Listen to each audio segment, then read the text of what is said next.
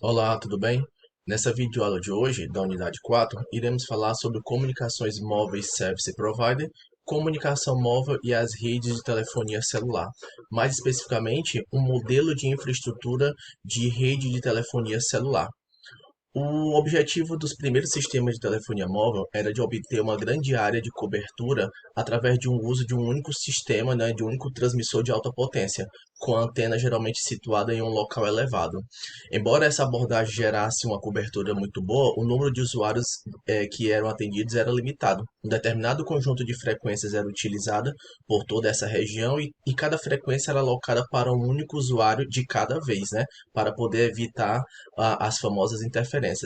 Dado o fato de que as agências de regulamentação dos governos não poderiam realizar alocações de espectro de frequência na mesma proporção que o aumento, a demanda dos clientes dos serviços móveis surgia, ficou óbvia a necessidade de ter uma reestruturação do sistema de telefonia móvel através do que a gente chama de interface de rádio, que é a comunicação entre os telefones celulares e as antenas, né, via radiofrequência. Então, essa reestruturação do sistema de telefonia da parte da interface de rádio para que se obtivesse, né, uma maior capacidade, uma maior limitação de espectro disponível e, ao mesmo tempo, prover uma área de cobertura maior. O conceito celular foi uma grande descoberta na solução do problema, vamos dizer assim, do congestionamento espectral e limitação da capacidade dos usuários que havia no sistema de comunicações móveis no início.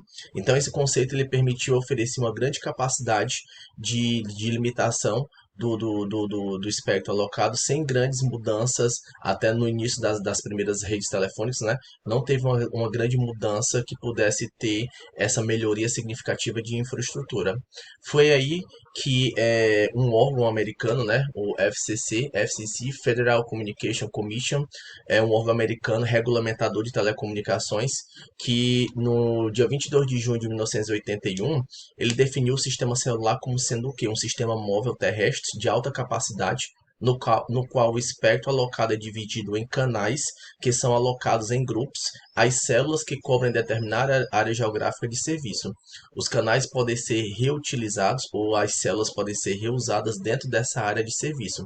Então, a ideia do conceito de rede celular constitui-se basicamente na substituição de um único transmissor de alta potência, né, responsável pela cobertura da grande área da cobertura da torre de telecomunicação por pequenos transmissores, né, para poder atender uma maior área ter uma maior abrangência, né, atender áreas diversas e assim poder aumentar o leque e a cobertura da minha área de transmissão da minha rede de telefonia celular. Então, a cada uma dessas estações base, né, é alocada uma porção de número de canais disponíveis para todo o sistema. Então, as estações base, que são as torres, né, elas são alocadas diferente grupo de canais de forma que todos os canais fiquem disponíveis dentro do sistema para um determinado número de usuários. Assim, podemos definir que os componentes básicos de um sistema celular, eles são compostos pela estação base, que é a torre e as antenas e o equipamento que controla esse tráfego propriamente dito, as estações móveis, que seriam os dispositivos finais, né, o que fica com o usuário, e uma central de comutação, ou então a central de comutação móvel, que ela vai ser responsável por poder receber todo o tráfego de dados, todo o tráfego de voz que são gerados dessas estações bases, que por consequência vem da comunicação que é gerada pelas estações móveis. Aqui apresento um modelo de infraestrutura de uma rede de telefonia celular. Nós temos a estação base, como já foi mencionado anteriormente. Ela tem uma área de cobertura. Essa área de cobertura é chamada, né, na parte técnica, que é caracterizada pela a interface aérea de comunicação com dispositivos móveis, que eles podem estar próximo dessas torres ou não. Eu posso ter um dispositivo que ele está a poucos metros da torre, mas eu posso ter um outro dispositivo móvel que está a uma distância bem maior. Então, esse controle de potência para poder saber em qual estação base o telefone móvel ele vai ficar atrelado, ele vai ficar acomodado ali por enquanto, Então, tudo isso é controlado por uma central, a central principal da minha telefonia, da minha rede de telefonia celular. Então, eu tenho um dispositivo mais próximo e eu tenho um dispositivo mais distantes que se comunicam através de uma interface aérea. Toda a comunicação gerada pelos telefones móveis, eles vão ser concentrados, eles vão ser processados pelo equipamento que fica na própria estrutura da torre, que dependendo de qual seja a geração da tecnologia, lá na primeira e na segunda geração, esse equipamento que fica ali próximo da torre era chamada de BTS, nas redes de terceira geração era chamada de Node B, e já hoje em dia, na quarta e quinta geração, ela é chamada de eNode B, mas ela sempre é o equipamento que fica mais próximo do cliente, é o equipamento, dependendo da tecnologia, vai ficar controlando a minha interface aérea, controlando os canais, controlando as frequências, controlando a comunicação da torre com os dispositivos móveis. E eu posso ter esse cenário de comunicação dos meus dispositivos para a minha central de comutação da telefonia móvel, que dependendo também da geração, ela pode ser chamada nos primórdios, né, nas primeiras gerações, na primeira e na segunda de BSC, e na terceira e na quarta chamada de RNC. Então, todo o tráfego que é gerado das interfaces aéreas, que é processada pelas BTS, elas vão migrar para essas centrais de comutação, BSC ou RNC. Hoje em dia, através do principal meio de comunicação, o meio físico de comunicação das BTS ou das Node B ou da eNode B para as centrais concentradoras, hoje é feito através do cabo de fibra ótica. Então esse cenário ele se repete por toda a cidade, por toda a área de cobertura da operadora ou então da provedora da rede da telefonia celular.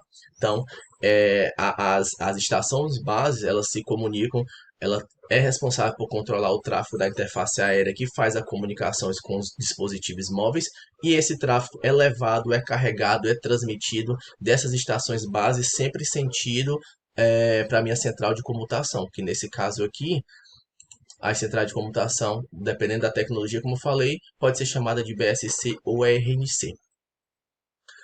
Meio de comunicação propriamente dito fibra ótica, lembrando que essas estações base elas é o ponto principal, né, o ponto focal das células. Então a engenharia, toda a parte de controle de construção da rede, ela é responsável por poder fazer essa alocação e ver como é que essas células, como é que essas torres elas ficarão alocadas dentro de uma determinada cobertura de uma região geográfica para poder não ter a questão do problema da interferência, e o principal motivo é o que? O reuso dessas frequências. Então, essas células elas são criadas e elas estão.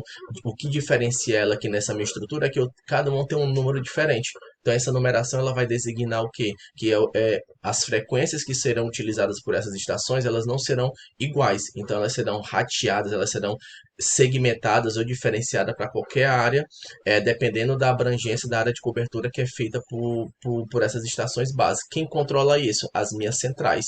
E quem programa? A engenharia de rede, né, que é responsável por poder fazer essa programação, que é controlada e automatizada pelas minhas centrais de computações, que faz todo o controle através das minhas BTS ou Node B, e assim ela consegue controlar os dispositivos móveis nas extremidades através das interfaces de rádio. Após a minha central de comutação, as minhas centrais da rede de telefonia móvel, eu vou ter o tráfego CS, que seria o Circuit Switch, né, do inglês, que seria na prática o tráfego de voz, que vai ser processada por uns equipamentos da minha rede, e o tráfego de dados, aqui é conhecido na literatura como PS, o acrônimo de Packet Switch, vai ser controlado por uns outros equipamentos na minha rede. Lembrando que tanto CS como PS, eles são gerados lá nos meus dispositivos móveis, né? São tráfego de voz e são tráfego de dados gerado pelos meus dispositivos móveis lá no meu cliente. E eles vão ser transmitidos pelo meu meio de transmissão através de fibra ótica, que é processado lá para a minha BTS, ou pela Node B ou pela eNode B, dependendo de qual seja a geração. Quando chega na minha central, uma das suas funções é justamente fazer essa divisão.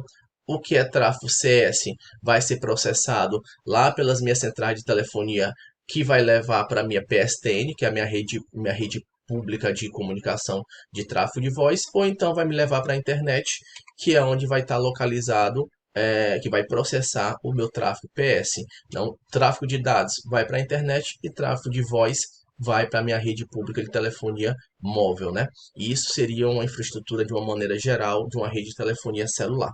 Um outro ponto importante de abordar, de mostrar para vocês nessa abordagem é, dentro da infraestrutura de rede, como é que é controlada a minha interface aérea. Como é que a minha estação base ela controla os meus dispositivos móveis para poder, na prática, ao mesmo tempo, dependendo de qual seja a tecnologia, esse dispositivo ele se comunica ao mesmo tempo com a minha estação base. Como é que isso é feito, né? Quais são as técnicas que são usadas desde lá da primeira geração até hoje em dia para poder isso ser proporcionado na prática, né? Através dessa comunicação da interface aérea. Eu tenho o FDMA, que é uma técnica chamada, o acrônimo da tradução para o português de acesso múltiplo por divisão de frequência. O que é que isso acarreta para a gente? O que é que vai ser dividido? Vai ser as frequências, né? Que são os canais de comunicações dos canais que são utilizados por esses dispositivos móveis para se comunicar com a minha estação base. Então, eu tenho uma divisão de frequência aonde os meus usuários eles podem e eles irão utilizar de maneira automática, obviamente, controlada pelas minhas centrais, pelos meus equipamentos, essas frequências que serão diferentes. Ao mesmo, o que a gente pode notar aqui é que no determinado tempo, o usuário ele pode usar uma, duas, três, quatro, seis frequências diferentes, né? Quem é que controla isso? A minha BTS em conjunto com a minha BSC, ou a minha NodeB em conjunto com a minha RNC, que é o equipamento que fica mais próximo do cliente, com a minha central de comutação lá na central da rede da telefonia móvel. Então, existe uma técnica que eu posso dividir a frequência. Eu tenho uma outra técnica que é o oposto da FDMA, que é a TDMA, que seria o acesso múltiplo por divisão de tempo. Agora não vai ser mais a minha frequência que vai ser dividida, quem vai ser dividido agora vai ser o meu tempo. Então, o tempo vai passando e o usuário ele pode ser alocado em frequências diferentes, independente da sua posição. E hoje em dia, na prática, eu posso ter esses dois sistemas sendo utilizados ao mesmo tempo. Hoje, o controle da interface aérea dentro das gerações que nós utilizamos hoje em dia pelas operadoras de telefonia celular, tanto o FDMA como o TDMA, eles são usados, né, em conjunto, né? Eles estão funcionando ali na minha rede de maneira paralela. E também, para complementar, temos o CDMA, que seria o acesso múltiplo por divisão de código, né? Uma maneira prática de fazer essa abordagem é o quê? Que toda a minha faixa de frequência, todos os meus canais, eles são divididos por todos os usuários. Todos os usuários, ao mesmo tempo, eles usam toda a minha faixa de frequência disponível, que é assim que a gente fala. Então, o que é que vai diferenciar um usuário do outro? São os códigos. Como a informação são digitalizadas, todos os serviços aqui, já a informação que são gerada pelos dispositivos móveis, elas trafegam pela minha rede de maneira digital, então elas são transformadas em código. Então, assim, os usuários têm as suas informações digitalizadas e também transformadas em códigos, e assim eles vão sendo diferenciados, vão sendo alocados e ocupando toda a faixa de frequência disponível para essa transmissão dentro da minha rede da telefonia celular. Então, aí nós temos os três modelos, três técnicas, né? FDMA, TDMA e CDMA, que são utilizadas até hoje em dia dentro da estrutura da rede da telefonia celular para que se tenha a comunicação entre o dispositivo móvel com a estação base. Espero que tenham gostado desse vídeo, que mostrou de maneira prática um modelo de arquitetura de uma rede de telefonia celular com suas técnicas e tecnologias mais utilizadas. Bons estudos!